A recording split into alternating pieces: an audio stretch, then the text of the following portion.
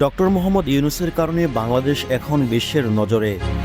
জাতিসংঘের সাধারণ অধিবেশনে যোগদানকালে তিনি 12টি রাষ্ট্র ও সরকার প্রধানদের সঙ্গে বৈঠক করেন।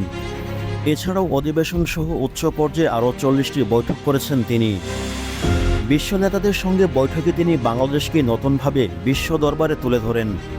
ছাত্র জনতার রক্তস্রোতে বিজয় পাওয়া ইতিহাস উপস্থাপন করা হয় বিশ্ব সভায়। বিগত সরকারের শাসনামলে ভঙ্গুর হওয়া দেশের নতুনভাবে সাজাতে চেয়েছেন সহযোগিতা। দীর্ঘ সময় ধরে পাচার হওয়া অর্থ ফেরত ও অর্থনৈতিক সহযোগিতার আশ্বাস পেয়েছেন তিনি। এদিকে জাতিসংঘের সাধারণ অধিবেশন শেষে আজ ঢাকায় ফিরছেন প্রধান উপদেষ্টা ডক্টর মোহাম্মদ ইউনূস। প্রেস সচিব শফিকুল আলমের দাবি, বাংলাদেশের কোনো সরকার প্রধান জাতিসংঘ সাধারণ পরিষদ অধিবেশনে যোগদান সফর হল সবচেয়ে সফলতম এই সফর। প্রধান উপদেষ্টার জাতিসংঘের অধিবেশনের ঘিরে নজর ছিল বিশ্ব নেতাদের। বিশেষ করে মার্কিন প্রেসিডেন্ট জো বাইডেনের সঙ্গে বৈঠকটি সবাইকে অবাক করে দেয়।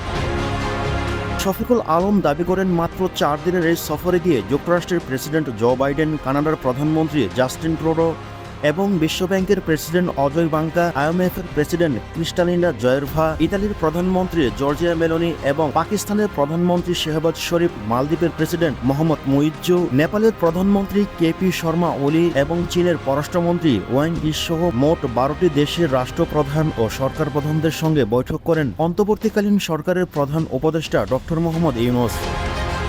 এতে অংশ নিয়েছেন সাধারণ পরিষদের অধিবেশন সহ 40টি উচ্চ পর্যায়ের বৈঠকে। ফলে সম্মেলনে বাংলাদেশের জন্য ভাবমূর্তি পুনরুদ্ধার ও পশ্চিমা দেশগুলোর সঙ্গে সম্পর্ক উন্নয়নের একটি প্রেক্ষাপট হিসেবে দেখছেন অনেক বিশ্লেষক।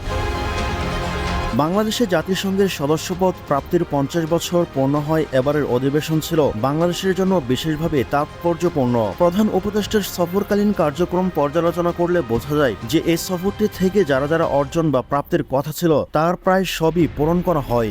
জাতিসংঘের অধিবেশনের আগে রোহিঙ্গা পাচারকৃত অর্থ দেশে ফেরা আনাসহ বেশ কিছু গুরুত্বপূর্ণ ইস্যুতে কয়েকটি বৈঠক করেছেন তিনি। রোহিঙ্গাদের মিয়ানমারে প্রত্যাবর্তন ও কর্মসূচিতে গতিশীল করতে জাতিসংঘের বেশ কয়েকজন উচ্চপদস্থ কর্মকর্তা এবং কমনওয়েলথভুক্ত দেশগুলোর মন্ত্রীদের সঙ্গে অন্তত 2টি গুরুত্বপূর্ণ বৈঠক করেন তিনি। টিম টিআরসি হৃদয়ে ধারণ করে বাংলাদেশ। দ্য রিয়েল কনসালটেশন, স্বচ্ছ ভ্যাট আইনে দক্ষ ন্যায্য ভ্যাট প্রদানে।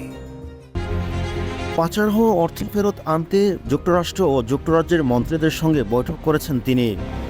নেপালের সঙ্গে জ্বালানি, বাণিজ্য ও অর্থনৈতিক সহযোগিতা জোরদার করতে বৈঠক করেন দেশটির প্রধানমন্ত্রী কেপি শর্মা ওলির সঙ্গে। অন্যদিকে মার্কিন যুক্তরাষ্ট্রের প্রেসিডেন্ট বাইডেনের সঙ্গে যে বৈঠকটি তিনি করেছেন সেটি প্রায় পুরোপুরি বাংলাদেশ যুক্তরাষ্ট্র দ্বিপাক্ষিক বাণিজ্যের উপর করা হয়।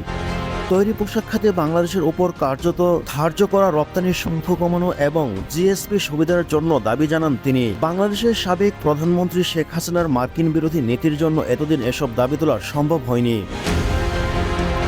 জাতিসংঘের সাধারণ পরিষদের অধিবেশনে দেওয়া ভাষণে বাংলাদেশের সাম্প্রতিক অভ্যুত্থানের চিত্র তুলে ধরেন এই নোবেলজয়ী অর্থনীতিবিদ।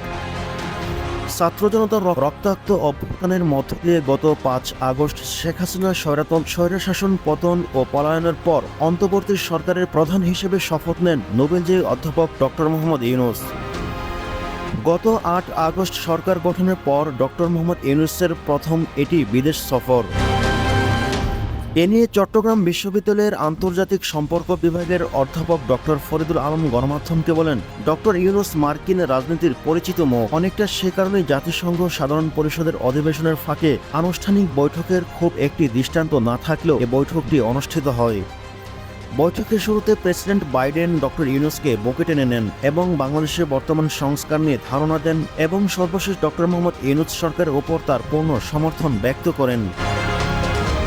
জাতিসংঘে ফিলিস্তিন ইস্যু তুলে ধরায় প্রধান উপদেষ্টার প্রতি ধন্যবাদ জ্ঞাপন করেন জনপ্রিয় ইসলামী ব্যক্তিত্ব ও আলোচক শেখ আহমদুল্লাহ। তিনি বলেন, ফিলিস্তিনিদের প্রতি অবিচারের বিরুদ্ধে জাতিসংঘে দেওয়া প্রধান উপদেষ্টার বলিষ্ঠ বক্তব্য বাংলাদেশের মানুষের হৃদয়ের কথা প্রতিধ্বনিত হয়। তাকে ধন্যবাদ জানান তিনি।